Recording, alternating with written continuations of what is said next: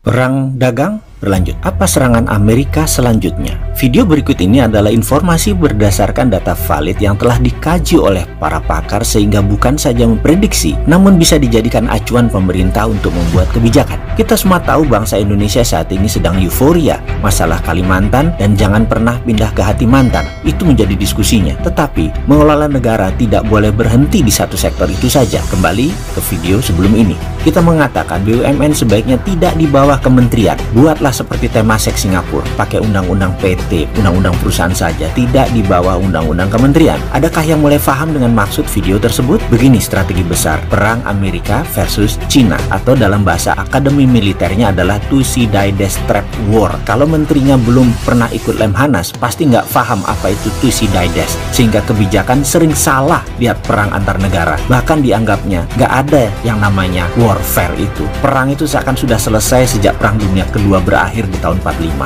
Sekarang ke topik perang dua negara. Kita bahas Thucydides di chapter yang lain. Itu juga kalau pada minat pejabatnya. Amerika mulai menunjukkan taringnya saat ini ketika leader of the pack, Amerika itu ditantang oleh negara Cina. Apa yang dilakukan Amerika berikutnya? Amerika saat ini sedang melobi WTO, di mana Amerika menganggap perusak sistem ekonomi dunia saat ini adalah BUMN melawan swasta. Itu level playing field-nya berbeda. Sekali lagi, BUMN adalah regulator, ditambah kalau dia BUMN-nya kementerian, dia juga regulator. Melawan swasta yang cuma user daripada regulator. Jelas tidak seimbang. Amerika saat ini melobi WTO agar BUMN di bawah kementerian menjadi haram. Hartanya, uangnya disebut odious money atau uang najis. Tujuannya adalah Amerika ingin membekukan aset Cina yang didapat dari uang BUMN. Dengan demikian, kering dolar di tangan Cina karena tidak bisa digunakan. BUMN Cina akan ditarik karena BUMN Cina adalah war tour-nya obor. Itu targetnya Amerika. Kalau strategi Amerika melobi WTO berhasil, maka imbasnya akan ke Indonesia. BUMN Indonesia yang di bawah kementerian akan dibukukan juga dolarnya. Pertamina bayangkan tidak bisa impor minyak lagi. Dan apa yang terjadi jika Amerika dan Cina hanya dilihat kacamata perang dagang? Ya bubarlah Indonesia. Jadi sekali lagi, Amerika dan Cina itu bukan perang dagang.